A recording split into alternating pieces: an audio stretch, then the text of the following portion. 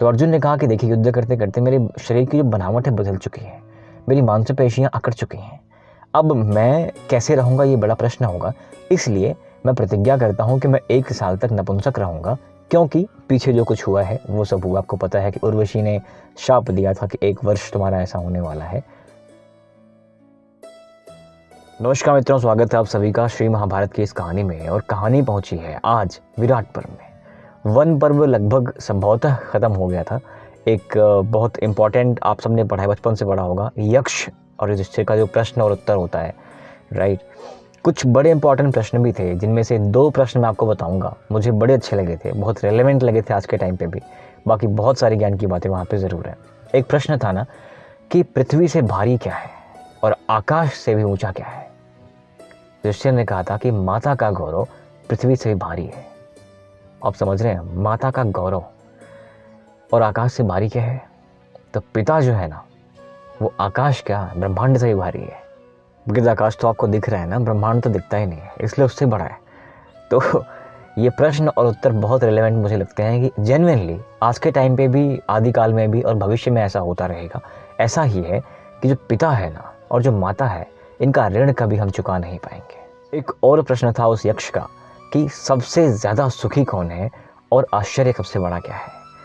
मित्रों, इस प्रश्न का उत्तर आपको भी एक बार सोचने के लिए मजबूर कर सकता है, क्योंकि इस प्रश्न का उत्तर उन्होंने क्या दिया था युधिष्ठिर ने, कि सबसे बड़ा आश्चर्य ये है कि हम सबको पता है कि हम सबको मरना है, लेकिन जितने भी दिन हमारी आयु रहती है ना, जब तक हम जीवित रहते हैं, हम जीवित रहने के लिए संघर्ष करते हैं। काम, क्रोध, मद, लोभ असीमित करते रहते हैं, पाप पुण्य सब कर जाते हैं जीवित रहने के लिए, जानते हुए भी कि कब मर जाए कोई ठिकाना नहीं है।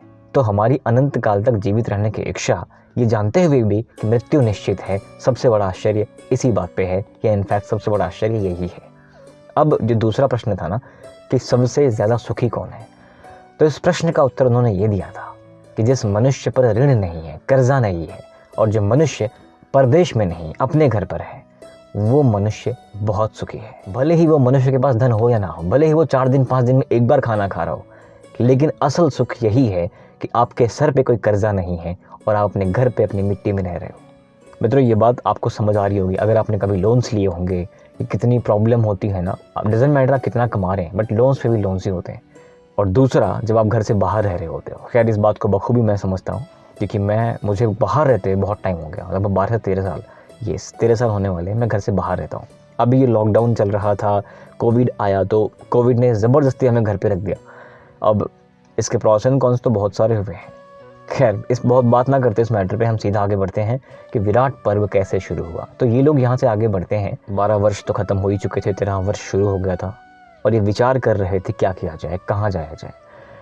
अब यहाँ पर ना क्या होता है कि इन सबको पता है कि देखो, वो पापी लोग मानने वाले तो नहीं है, युद्ध होना है, और युद्ध होना है इसकी पुष्टि बहुत लोगों ने कर दी थी। पीछे आके कई ऋषि महात्माओं ने कर दी थी, इंद्र ने कर दी थी, भगवान कृष्ण ने कर दिया था कि युद्ध होना है। तो ये लोग भी तैयार ही थे एक तरह से। तैयार होने के साथ साथ भीम बीच बीच में गर्जना भी करते रहते हैं कि युद्ध होगा तो बिल्कुल आप निश्चिंत रहिए बड़े भैया, अर्जुन के पास क्या नहीं है, मेरे पास क्या नहीं है, हम चाहेंगे तो समस्त कौरव को एक बार ऐसे मुट्ठी में मसल भी देंगे, अब बिल्कुल निश्चिंत रहिए। तो अब क्या होता है मित्रों कि यहाँ पर ये लोग मंत्रणा करते हैं कि अब 1 वर्ष जो हमारा अज्ञातवास होने वाला है, उस अज्ञातवास में कोई हमें पहचान ना ले, कहाँ रहें, कहाँ जाएं। अब यहाँ प्रश्न कई सारे थे ना।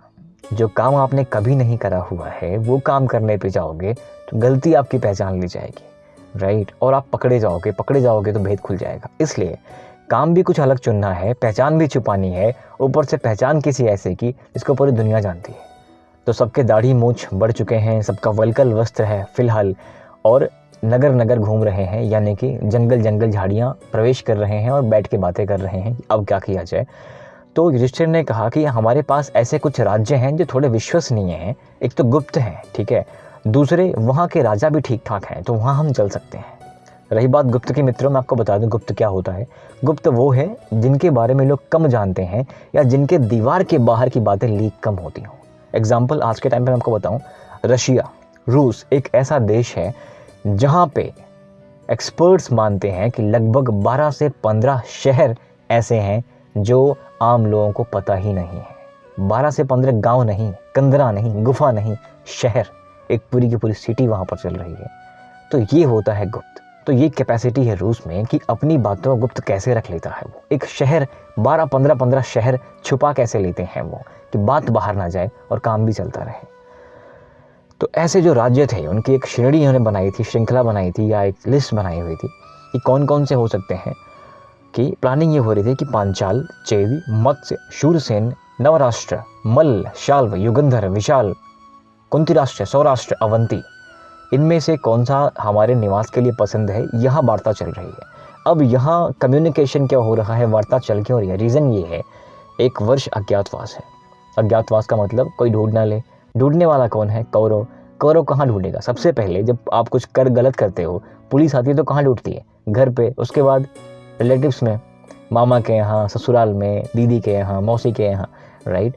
तो जो ये राज्य थे, जैसे पांचाल हो गया, पांचाल ससुराल थी ना इनकी, सबसे पहले वो लोग कहाँ सोचेंगे कि ये कहाँ गए होंगे? पांचाल में गए होंगे। तो पांचाल में जाना, चेदी में जाना तो बिल्कुल ठीक नहीं था, क्योंकि एक ससुराल है, एक मौसी का घर है। तो ऐसे ही यहाँ पर ये मंत्रणा करते हैं। उसके बाद सोचते हैं कि विराट के साथ हमारे अभी तक कोई रक्त संबंध नहीं है। और विराट मतलब आप समझे मत्स्य नरेश था, वो मत्स्य देश था उसका। तो मत्स्य देश का जो राजा है वो थोड़ा सुलझा इंसान है, पापी नहीं है, पुण्यात्मा है, अच्छे काम करता है। तो हम वहाँ जा करके उसकी रोटी खा सकते हैं, उसका नमक खा सकते हैं।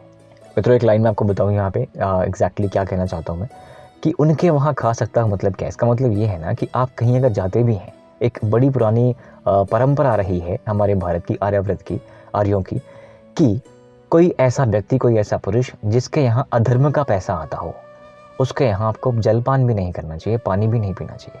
कहीं ना कहीं जाने अनजाने में आप उसके कर्म के फल के भागीदार हो जाते हो। इसलिए पहले के लोग क्या करते थे कि हर जगह पे भोजन नहीं करते थे। जिनको जानते थे कि यहाँ ठीक ठाक है, उन्हीं के यहाँ भोजन करते थे। और अभी मैंने देखा हुआ है, अभी भी ऐसा होता है कहीं कहीं पर, कि अगर आपके आसपास में जैसे पट्टीदारी एक व्यवस्था होती है, ठीक है, जैसे आपके जो गांव के लोग हैं, समाज के लोग हैं, अगर उस समाज में एक किसी ने कुछ गलत कर दिया तो बाकी लोग ना उसको बाइकाट कर देते हैं, उसके यहाँ पानी नहीं पीते, उसको दंड देते हैं कि भाई तुमने गलत किया है, अनीति वाला कार्य कर लिया है। तो ये भारतीय परंपरा रही है, कुछ गलत करे तो समाज को दंड देता था और मनुष्य को डर समाज का होता ही था। खैर धीरे धीरे ये सारी बातें खत्म हो जाएंगी, खत्म हो ही रही हैं, और ऐसे ही हमारी परंपराएं लिप्त हो जा रही हैं, और ये सारी बातें एक मिथक बन के रह जाएंगी जो यहाँ पर लिखी गई हैं, और हम सब ऐसे देखते रह जाएंगे। तो यहाँ पर प्लानिंग हो जाती है कि हमें जा करके महाराज विराट के यहाँ रहना है, और उन्हीं के यहाँ अपने अपने काम डिफाइन कर लेते हैं, अलग अलग चलते हैं और अलग अलग जगहों पर अपने काम करने शुरू कर देते हैं। तो रास्ते बड़े सुनसान थे, जंगल थे, जो लोग मिलते थे उनसे कहते थे हम शिकारी हैं और हम जा रहे हैं मत्स्य नरेश के यहाँ, ऐसा होता था। अभी यहाँ बड़ी बड़ी समस्याएं भी तो हैं। भीम को कौन नहीं जानता, भीम के बल को कौन नहीं जानता, भीम को छुपाना आसान था क्या? अर्जुन को कौन नहीं जानता, उसको छुपाना आसान था क्या? द्रौपदी को कौन नहीं जानता, जिसके मुख से एक कांति निकलती रहती थी, उसको छुपाना आसान था क्या? ये सारी बातें एक गहन प्लानिंग करनी पड़ रही हैं। अब प्लानिंग हो रही है कि तुम क्या करोगे, तुम क्या करोगे। तो सबसे पहले बोलते हैं महाराज युधिष्ठिर कि भैया देखो, हम जुआ खेलते थे, हम जुआ खेलेंगे, लेकिन ये जुए में कोई दांव नहीं लगेगा, तो एक डेमो की तरह पे हम खेलते रहेंगे, और मैं अपना नाम कंक बताऊंगा, मेरा जो जाति और वंश होगा ब्राह्मण का कोई वंश हो जाएगा। तो ये जा करके ये यहाँ पे प्लानिंग हो रही है कि मैं ब्राह्मण बन जाऊंगा, मेरा नाम कंक होगा। भीम कहते हैं कि मैं एक तो हष्ट पुष्ट हूँ, तो अगर मैं कहूँ कि मैं रसोइया हूँ, अच्छा भोजन बनाता हूँ, अच्छा खाता हूँ, तो लोग शायद मान लें और ये ठीक भी रहेगा, तो वहाँ मेरा काम रसोइये का हो जाएगा। अब बारी आती है अर्जुन की। तो अर्जुन ने कहा कि देखिए, युद्ध करते करते मेरे शरीर की जो बनावट है बदल चुकी है, मेरी मांसपेशियाँ अकड़ चुकी हैं, अब मैं कैसे रहूँगा ये बड़ा प्रश्न होगा। इसलिए मैं प्रतिज्ञा करता हूँ कि मैं 1 साल तक नपुंसक रहूँगा, क्योंकि पीछे जो कुछ हुआ है वो सब हुआ। आपको पता है कि उर्वशी ने शाप दिया था कि 1 वर्ष तुम्हारा ऐसा होने वाला है। तो अर्जुन का भी हो गया, नकुल सहदेव का हो जाता है। एक जने कहते हैं कि मैं घोड़े देखूंगा, जने कहते हैं मैं गाय देखूंगा। अब इन सब के बाद जब बात आती है द्रौपदी की, वो कहती हैं कि मैं महारानी की सेविका बन जाऊंगी। तो यहाँ पे काम डिफाइंड तो हो जाते हैं, लेकिन ये बड़े बड़े जो इनके पास आयुध थे, इनका बड़ा सा गदा, उनका गांडीव, कौन नहीं पहचानता उसको।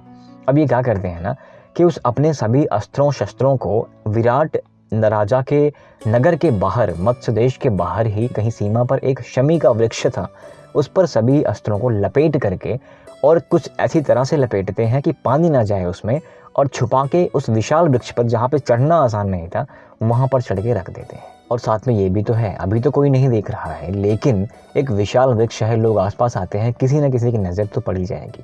तो अब क्या किया जाए? अब लोगों में एक भय बनाना चाहिए कि लोग यहाँ पर ना आए।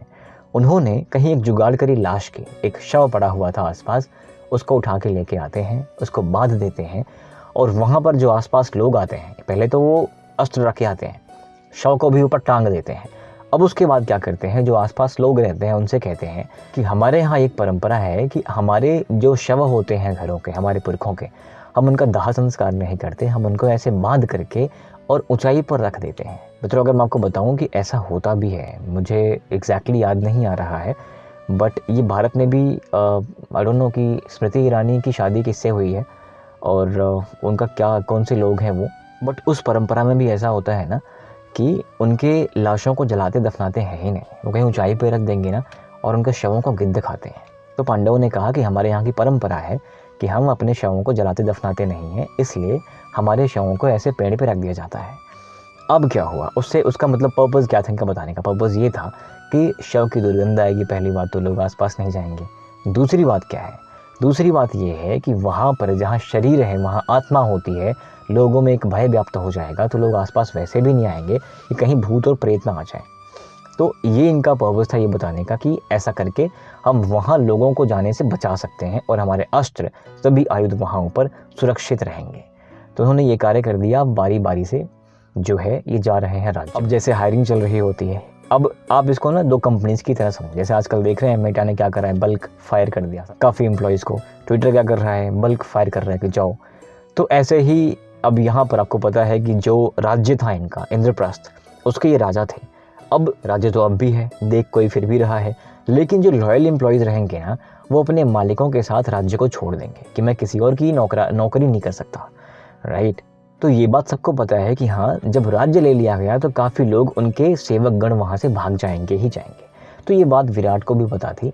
अब ये क्या करते हैं, बारी बारी जाते हैं। पहले आते हैं कंक, कहते हैं कि महाराज मैं युधिष्ठिर के साथ खेला करता था, मैं उनका मित्र हूँ, लेकिन ब्राह्मण हूँ और अब मेरे पास कुछ खाने पीने को बचा नहीं है, गरीब हूँ, इसलिए आपसे मैं कार्य करने की इच्छा से आया हूँ कि मुझे अपने यहाँ रख लीजिए, मैं जुआ खेल कर आपका मनोरंजन करता रहूँगा।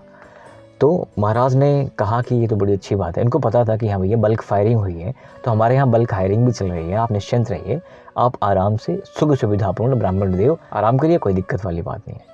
अब ऐसे ही धीरे धीरे क्या है, सभी पांडव आते हैं, भीम आते हैं, सब देख के यहाँ पे चौंक जाते हैं कि ये कौन सा पुरुष है। तो भीम ने बताया कि मैंने मल्ल युद्ध की शिक्षा ली है, मैं पहलवानी भी करता था पहले, और साथ में खाना बनाता हूँ, मैंने उन्हीं के राज्य में मैं खाना बनाया करता था। ऐसे ही नकुल, ऐसे ही सहदेव, ऐसे ही जब अर्जुन आते हैं तो वो कहते हैं कि नहीं नहीं तुम तो पुरुष लग रहे हो। तो वो कहते हैं कि नहीं नहीं मैं पुरुष नहीं हूँ, मैं नचना गाना सिखाता हूँ, तो मैं बेसिकली एक नपुंसक हूँ। तो इनका तो काम चल गया। लेकिन जब बात आती है द्रौपदी की, तो द्रौपदी को एक बार लेने से वो मना कर रही हो, महाराज विराट की पत्नी। कारण ये था, उन्होंने कहा कि द्रौपदी तुम इतनी सुंदर हो कि तुम्हारे ऊपर कोई भी पुरुष आसानी से मोहित हो जाएगा, तुम सबको कामवश कर सकती हो, तो ये हमारे लिए उतना ठीक नहीं है, बताओ क्या किया जाए। तो द्रौपदी ने कहा कि आप बिल्कुल निश्चिंत रहिए, मेरे 5 गंधर्व पति हैं, और जिसके गंधर्व पति हैं आप समझ रही हैं, वो रक्षित है, सुरक्षित है, तो वो तो कोई बात ही नहीं। तो कोई सामान्य पुरुष तो मुझे स्पर्श भी नहीं कर सकता।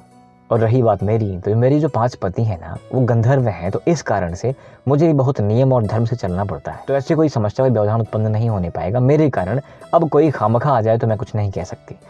तो यहाँ पर जो है अभी इनके काम सेट हो चुके हैं, सब अपने अपने काम कर रहे हैं, और महाभारत विराट पर्व के लगभग 9 अध्याय यहाँ पर समाप्त हो चुके हैं। तो अभी के लिए मित्रों बस इतना ही, मिलते हैं जल्द आपसे। थैंक यू वेरी मच, जय हिंद। मजाक उड़ाते हैं आदमी का, ये कागजी फूल जैसे चेहरे, मजाक उड़ाते हैं आदमी का।